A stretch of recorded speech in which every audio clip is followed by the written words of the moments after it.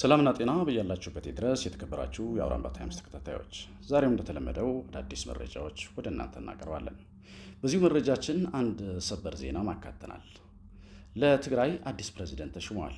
ላለፉት 2 ዓመታት የጊዜያዊ አስተዳደሩ ፕሬዝዳንት ሆነው ያገለገሉት አቶ ጌታቸው ረዳ ከዚሁ ኃላፊነታቸው እንደተነሱና በእሳቸው ምትክ ምክትላቸው የነበሩት ሌተናል ጄኔራል ታደሰ ወረደ የጊዜያዊ አስተዳደሩ ፕሬዝዳንት እንዲሆኑ ስምምነት መደረሱን አውራምባ ታይምስ ለጉዳዩ እጅግ ቅርብ ከሆኑ ምንጮች ሰምቷል። በዝርዝር እናቀርብላችኋለን። የህወሓት ልዑካን የአዲስ አበባ ውሎ ሌላው ወደ እናንተ የምናቀርበው መረጃችን ነው። ከዶክተር ደብረጽዮን ወገን ለዚህ ውይይት ትናንት ምሽት ከመቀለ ወደ አዲስ አበባ የመጡት ራሳቸው ዶክተር ደብረጽዮንና ሌላኛው የቡድናቸው የስራ አስፈጻሚ አባል የሆኑት ዶክተር ፍስሐ ሀብተጽዮን ሲሆኑ እነዚሁ የህወሓት አመራሮች ዛሬ ረፋድ ላይ ከጠቅላይ ሚኒስትር አብይና ከተለያዩ የፌዴራል መንግስት ኃላፊዎች ጋር ተወያይቷል። የውጭ ጉዳይ ሚኒስትሩ ዶክተር ጌዲዮን ጢሞቴዎስ፣ የብሔራዊ መረጃና ደህንነት ኃላፊው አቶ ሬድዋን ሁሴን በተገኙበት በነበረው በዚህ ውይይት ላለፉት 4 ቀናት አዲስ አበባ የነበሩት ተሰናባቹ ፕሬዝዳንት ጌታቸው ረዳ በውይይቱ እንዳልተሳተፉ ሰምተናል። ጠቅላይ ሚኒስትር አብይ ከነ ዶክተር ደብረጽዮን ጋር በነበራቸው ቆይታ በጥሩ መግባባት የተካሄደና በሁለቱም ወገኖች ወቀሳ አዘል ምልልሶች የነበሩበት ሲሆን ጠቅላይ ሚኒስትሩ እነ ደብረጽዮንን ከኤርትራ ባለስልጣናት ጋር ግንኙነት እንደምታደርጉ እናውቃለን፣ ይህ አይነቱ አካሄድ ተገቢ አይደለም፣ ልዩነቶች የምንፈታበት በርካታ አማራጮች እያሉ ወደ እንደዚህ አይነት አማራጭ መሄድ አስፈላጊ አይደለም እንዳሏቸው ሰምተናል። ዶክተር ደብረጽዮን በበኩላቸው ከፌዴራል መንግስት እውቅና ውጪ ምንም የተለየ ግንኙነት አላደረግንም የሚል ምላሽ የሰጡ ሲሆን ይህንን ጉዳይም ፓርቲያቸው በይፋዊ መግለጫ በወቅቱ ማስተባበያ እንደሰጣበት በማብራራት እንደሱ አይነት ግንኙነት ብንመሰረት ኖሮ ለሰላማዊ ውይይት በሙሉ ልብ እዚህ ድረስ አንመጣም ነበር። እነ ጌታቸው የሚያቀርቡትን ውንጀላ በመስማት ብቻ በተናጠል እኛን መውቀስ ተገቢ አይደለም በማለት ምላሽ እንደሰጡ እነዚሁ ምንጮች ነግረውናል።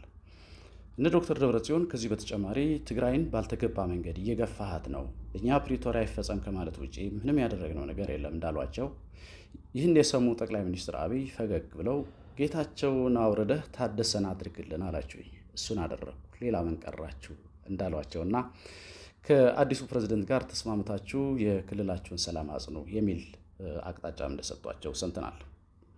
እነ ዶክተር ደብረጽዮን ከጠቅላይ ሚኒስትር አብይ ጋር የነበራቸው አጭር ውይይት በዚህ መልኩ ካጠናቀቁ በኋላ ከተለያዩ የፌዴራል መንግስት ኃላፊዎች ጋር የተናጠል ውይይት ማድረጋቸውን ቀጥለዋል። በዚህ ዙሪያ የሚኖር ተጨማሪ መረጃ አመሻሹ ላይ እናቀርብላችኋለን።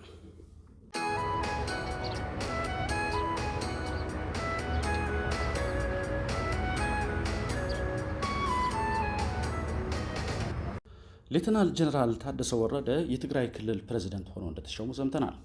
ጄኔራሉ ከ3 ቀናት በፊት በአዲስ አበባ በነበራቸው ቆይታ ከጠቅላይ ሚኒስትር አብይ አህመድና ከጦር ኃይሎች ጠቅላይ ኤታማዦር ሹም ፊልድ ማርሻል ብርሃኑ ጁላ እንዲሁም ከብሔራዊ መረጃና ደህንነት ኃላፊው ሬድዋን ሁሴን ጋር በትግራይና በአጠቃላይ በቀጠናው ሰላም ዙሪያ ሰፊ ውይይት ማድረጋቸው ታውቋል።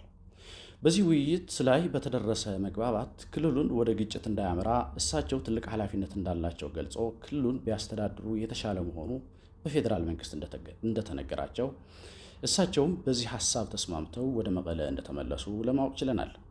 ከጀነራሉ ጋር በተደረገ ውይይት በተለይ አንዳንድ የክልሉ የፖለቲካ ልሂቃን ከኤርትራ ጋር አደረጉት ተብሎ እየተገለጸ ያለው ስውር ግንኙነት ስርዓት እንዲያስይዙ መመሪያ እንደተሰጣቸውና የፊታችን ሰኞ ወይም ማክሰኞ የሹመት ደብዳቤያቸውን ይቀበላሉ ተብሎ እንደሚጠበቅ አውራምባ ታይምስ ከነዚሁ ምንጮች ሰምተዋል። ሌተናል ጄኔራል ታደሰ ወረደ ትናንት ወደ መቀለ ከተመለሱ በኋላ በሰጡት ጋዜጣዊ መግለጫ ከፌዴራል መንግስትም ጋር ይሁን ከሌላ አካል ጋር ወደ ግጭት የሚያስገባ ምንም አይነት የሰላም መደፍረስ አይኖርም ሲሉ ገልጸዋል።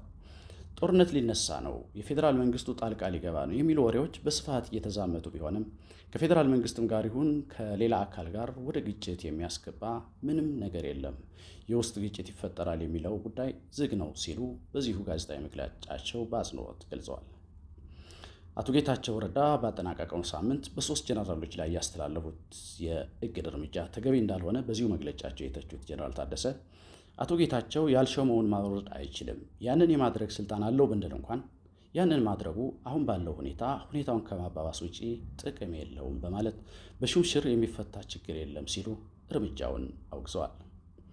በህወሓት አመራሮች መካከል የተፈጠረውን ችግር ለመፍታት የሃይማኖት አባቶች ጨምሮ በተለያዩ አካላት የተለያዩ ጥረቶች ቢደረጉም ሊሳካ አልቻሉም ያሉት ጀነራሉ ችግሩ ከአደራዳሪዎች ሳይሆን ከተደራዳሪ አካላት የመነጨ ነበር በማለት አንዱን ወገን ሌላውን አሸንፎ ለመውጣት እንጂ በሆደ ሰፊነት ችግሩን ለመፍታት በሁለቱም ወገኖች ዘንድ ፍላጎት አለማሳየት ዋነኛ ተግዳሮት እንደነበር አብራርተዋል። ሌተናል ጀነራል ታደሰ ወረደ ተስፋይ የተወለዱት በቀድሞ እንደርታ አውራጃ መቀለ ከተማ አቅራቢያ ሲሆን ገና በለጋ የወጣትነት ዕድሜያቸው ወደ ትግል በመውጣት ህወሓትን ተቀላቅለው ለ17 ዓመታት ከተራ ታጋይ እስከ ከፍተኛ የሰራዊት አዛዥነት ደረጃ የደረሱ በ1983 ዓ.ም የደርግ ስርዓት ሲገረሰስ በኢፌድሪ መከላከያ ሚኒስቴር ውስጥ በከፍተኛ ኃላፊነት ያገለገሉ የጦር አዛዥ ናቸው።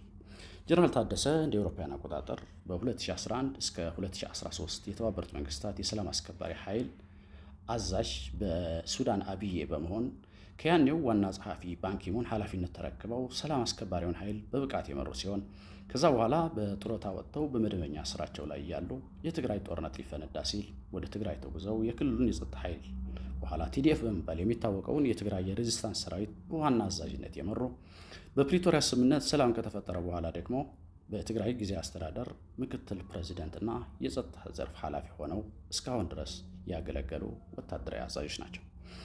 የተከበራችሁ ተመልካቾቻችን አጭር ሰበር ለማቅረብ ነው የመጣ ነው። በቀጣይ የሚኖሩ አዳዲስ መረጃዎችን ደግሞ ይዘንላችሁ እንቀርባለን። እስካሁን አብራችሁን ስለቆያችሁ እናመሰግናለን። ሰላም።